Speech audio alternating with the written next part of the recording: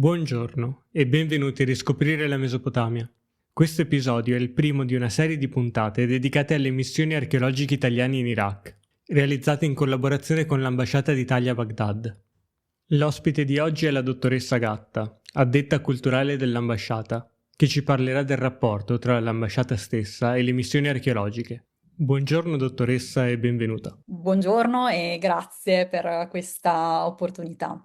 Per iniziare, potrebbe spiegarci il suo ruolo? Di cosa si occupa l'addetto culturale all'interno dell'ambasciata? In qualità di addetta culturale presso l'Ambasciata d'Italia a Baghdad, opero all'interno della missione diplomatica con funzioni specifiche legate alla promozione e alla diffusione della cultura, della lingua, del sistema di istruzione italiani, oltre che di alcuni settori del Made in Italy, quali moda, design, e cucina. Tali obiettivi vengono perseguiti attraverso l'organizzazione di svariate attività come mostre, concerti, workshop, proiezioni, nonché tramite la promozione di partnership in ambito culturale e accademico.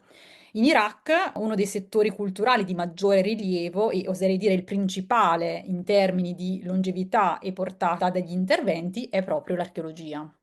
Che tipo di supporto offre il Ministero degli Esteri alle missioni archeologiche? Il Ministero degli Affari Esteri e della Cooperazione Internazionale sostiene da anni l'attività di ricerca archeologica italiana all'estero, riconoscendola come uno degli strumenti più efficaci a disposizione della diplomazia per promuovere il dialogo, la conoscenza reciproca e di conseguenza per consolidare le relazioni bilaterali e multilaterali tra i paesi.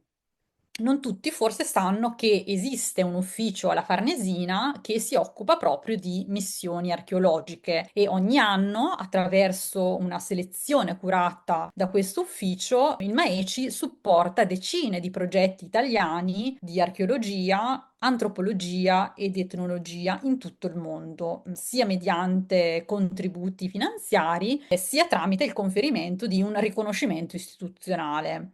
Per il 2025 sono state sostenute complessivamente 282 missioni. In questo quadro, l'Iraq si conferma come il paese che registra il maggior numero di domande per un totale di 22 missioni, equamente distribuite tra il cosiddetto Iraq federale e la regione autonoma del Kurdistan. L'Iraq non solo ospita il maggior numero di missioni italiane, ma vede oggi l'Italia affermarsi come il principale attore internazionale nel campo della ricerca e della cooperazione archeologica. Il nostro paese detiene infatti il primato assoluto per numero di progetti e missioni straniere attive sul territorio iracheno.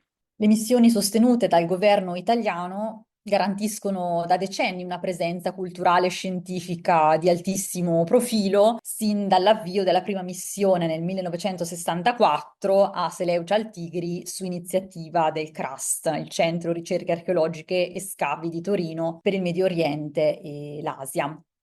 Tale presenza gode da sempre di un ampio riconoscimento da parte delle autorità e delle comunità locali, contribuendo in modo rilevante al prestigio dell'Italia nel paese e rafforzandone l'immagine di partner competente, affidabile e di riferimento nel settore.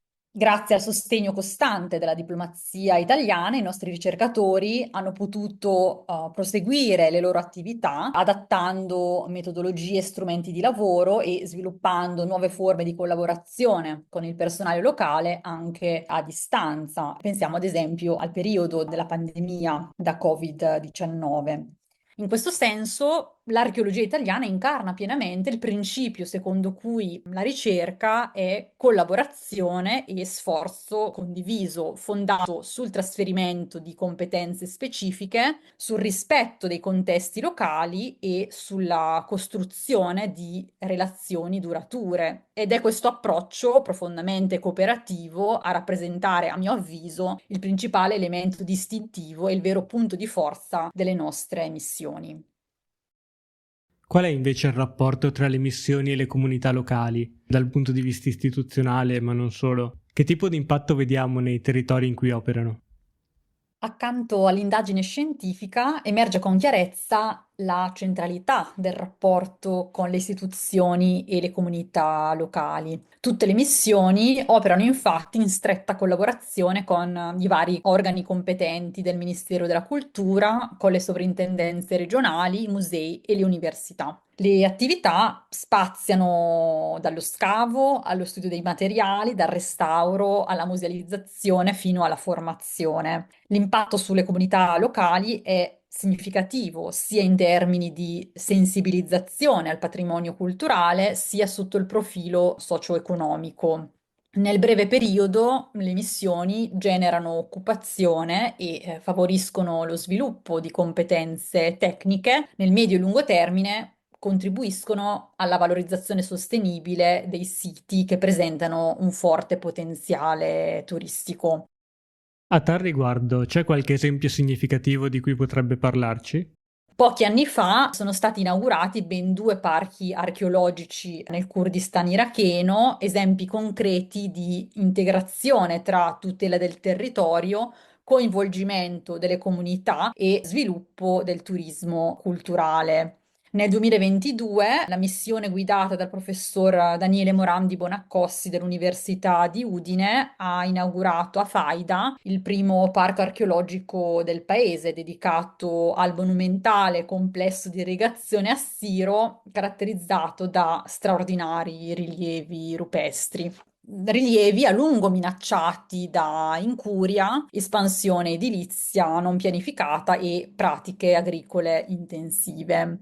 Ancora, la missione dell'Università di Bologna, diretta dal professor Niccolò Marchetti, ha contribuito alla creazione nel 2023 di un nuovo parco urbano dedicato alle mura di Ninive, un progetto concepito principalmente per la fruizione da parte delle comunità che vivono in prossimità del sito. In questa prospettiva si colloca anche il progetto Arthur Bug, finanziato da AIX, con l'obiettivo di proteggere e promuovere il patrimonio culturale dell'area di Baghdad. Questa iniziativa coinvolge ben tre missioni, quella dell'Università di Bologna, guidata dal professor Marchetti, impegnata nello scavo dell'antica capitale cassita Kharkuf, la missione dell'Università di Catania, sotto la direzione del professor Nicola Laneri, operante a Tel Muhammad, un sito di importanza strategica, la cui storia è strettamente connessa alle vicende di Babilonia, e infine il team del CRUST, diretto dal professor Carlo Lippolis, a Seleucia, l'antica capitale dell'impero seleucide, ricordiamoci anche prima missione archeologica italiana in Iraq. Un tema centrale per quanto riguarda l'archeologia vicino-orientale è la salvaguardia del patrimonio.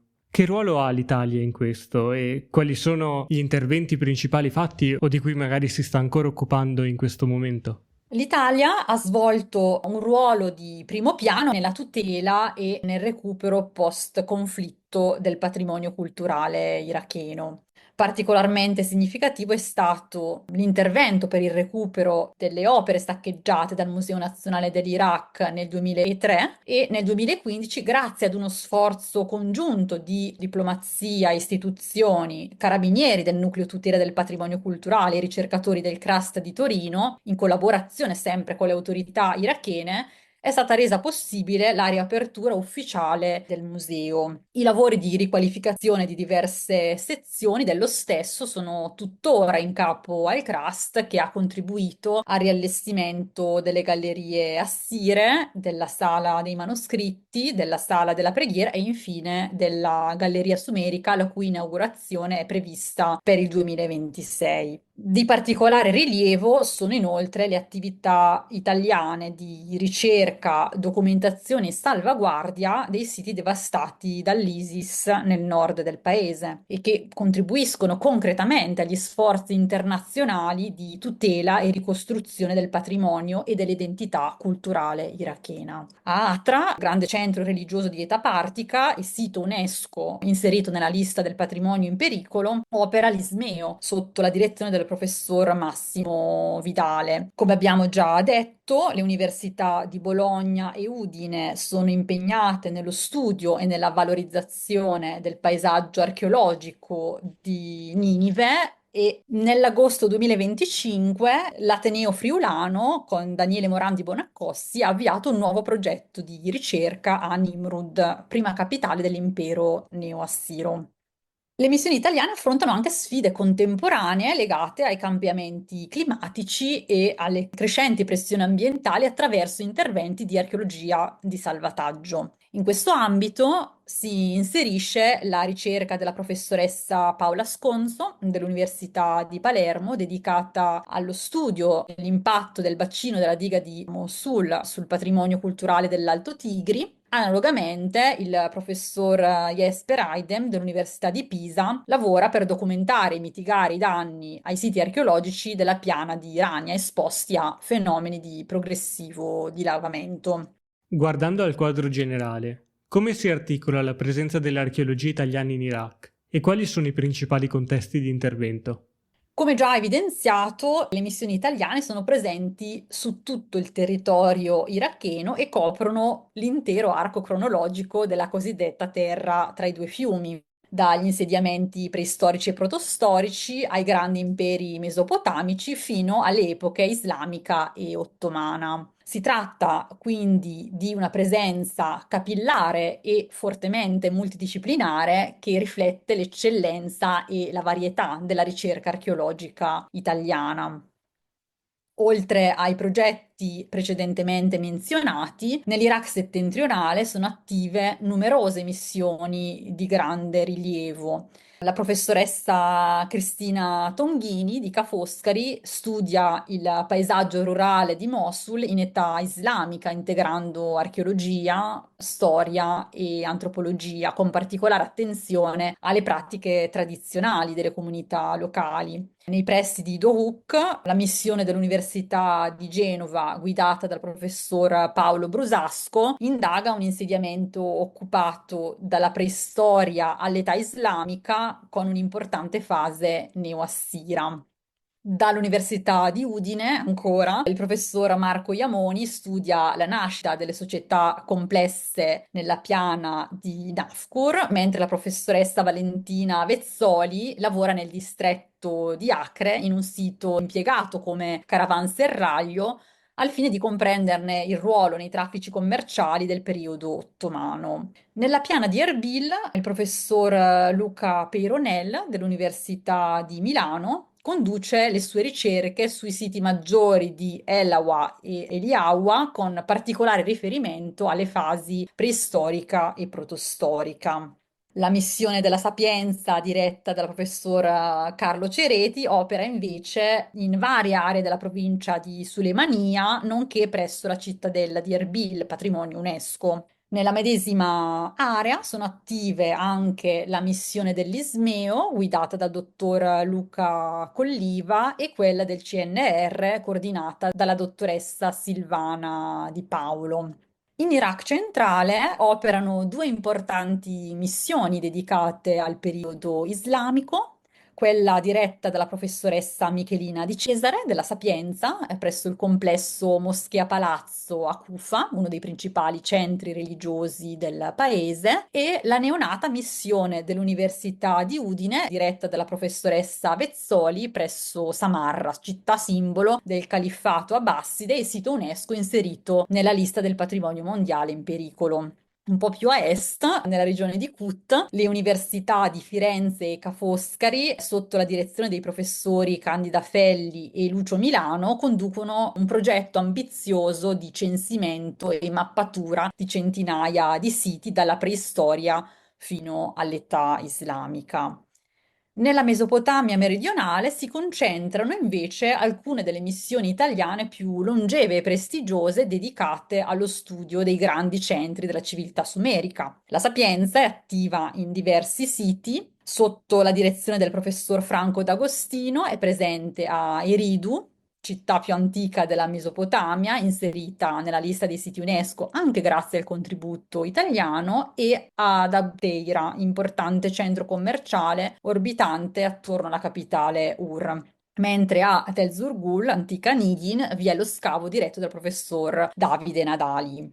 Completa questo quadro di assoluta eccellenza il progetto dell'Università di Pisa e della UPenn a Lagash, codiretto dalla dottoressa Sara Pizzimenti. Questo è un excursus generale sulle missioni italiane sostenute dal MAECI, di cui la lista completa è presente anche sul portale dell'ambasciata. Nel complesso, tutte queste attività contribuiscono allo studio e alla valorizzazione delle aree indagate, favorendo al contempo la concreta riappropriazione storica, culturale e urbana dei siti da parte delle comunità locali. In che modo l'ambasciata d'Italia a Baghdad, assieme al consolato generale a Erbil, sostiene le missioni archeologiche? Nell'ambito delle attività di promozione dell'Italia in Iraq, l'archeologia occupa un posto di rilievo accanto a Made in Italy, industrie creative e culturali, lingua e università. Ambiti sì diversi, ma accomunati dalla capacità di generare dialogo, crescita culturale e opportunità economiche sempre più accessibili ai diversi interlocutori locali. In questo contesto, ambasciata e consolato generale lavorano per consolidare e rendere in qualche modo sistematica la collaborazione con i ricercatori italiani e le istituzioni accademiche di riferimento, sostenendone l'operato e valorizzandone la visibilità sul territorio presso le autorità locali e attraverso i mezzi di informazione. In tal senso si colloca la realizzazione del volume I tesori dell'Iraq, le missioni archeologiche italiane nella terra tra i due fiumi, un'opera di ampio respiro che documenta le ricerche e le scoperte archeologiche italiane in Iraq, corredata da un ricco apparato fotografico. La pubblicazione è frutto della collaborazione tra l'ambasciata e l'Istituto Treccani, che ne ha curato un'edizione in italiano pubblicata nel 2023 e una versione bilingue arabo-inglese presentata nel 2024. Nello stesso anno, il Consolato Generale ha organizzato a Erbil il primo convegno dei direttori e delle direttrici delle missioni archeologiche italiane nel Kurdistan iracheno, assieme a una mostra tematica e a un catalogo dedicato. Le attività divulgative avviate nel 2025 proseguiranno anche nel 2026, anno tra l'altro in cui Baghdad ospiterà la 71esima Rencontre Archéologique Internationale. Ripartiranno quindi il ciclo di seminari Incontro con l'archeologo, Meet the Archaeologist, presso istituzioni culturali e università locali e i laboratori didattici a tema archeologico nelle scuole primarie della capitale, realizzati sempre dall'ambasciata in collaborazione con il CRAST. Grazie dottoressa per questa introduzione e grazie a tutti voi che ci avete accompagnato fino alla fine di questo episodio. Come detto in precedenza, nei prossimi mesi potrete sentire, e in alcuni casi vedere, degli altri approfondimenti dedicati all'archeologia italiana in Iraq. Nel frattempo, vi invitiamo a condividere con noi le vostre curiosità scrivendole qui sotto nei commenti. Arrivederci e alla prossima puntata!